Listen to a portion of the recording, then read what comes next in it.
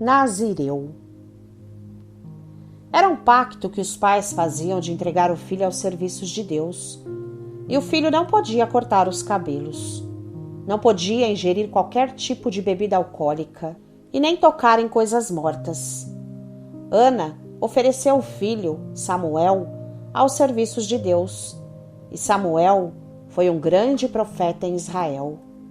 Sansão também foi nazireu. E da mesma forma, não podia cortar os cabelos, nem beber bebida alcoólica e nem tocar em cadáveres.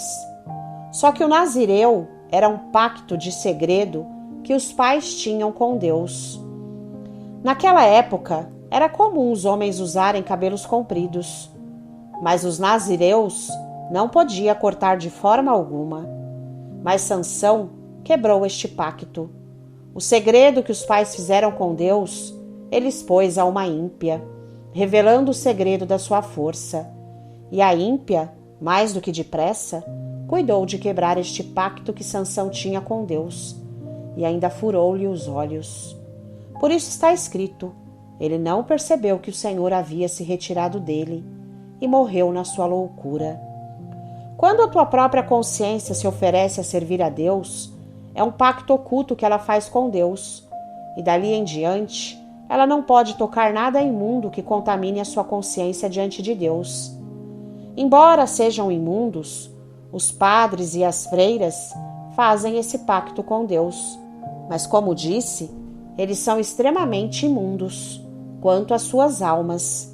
Mas nós, que dizemos conhecer o propósito de Deus, devemos ser puros diante de Deus e não fazermos nada que contamine as nossas almas diante dele. O pacto é feito entre as nossas almas e Deus, e ninguém precisa saber da aliança que temos com Deus, embora todos vejam pelos nossos atos, e não precisa falar com a boca. Por isso só podemos pregar o Evangelho de Cristo quando formos totalmente puros diante de Deus. Pois como você pode pregar uma coisa e viver outra? A sua conduta deve ser reta diante de Deus.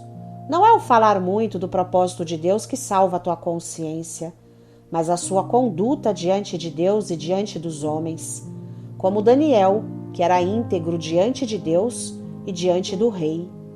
Paulo disse que não basta conhecer a lei para ser justificado diante de Deus, mas que é preciso praticá-la. A prática da lei é que salva a consciência, e não era só saber da lei. Jesus disse que se alguém acrescentar ou omitir um tio da lei, já será transgressor de toda a lei. O mesmo que disse não cobiçarás, também disse não adulterarás. De que vale você cumprir com um e descumprir com o outro? Todos queriam matar Maria Madalena pelo adultério, mas quando Jesus disse: aquele que não tiver sem nenhum pecado, que seja o primeiro a tirar a pedra. Quando Jesus disse isto, todos desapareceram da presença da mulher, porque também eram sujos diante de Deus. As nossas consciências devem ser limpas diante de Deus, transparentes, imaculadas. Ninguém pode ver nada de sujeira dentro dela, senão é transgressora de toda a lei. Existem dois tipos de pecados, um perdoável e o outro imperdoável.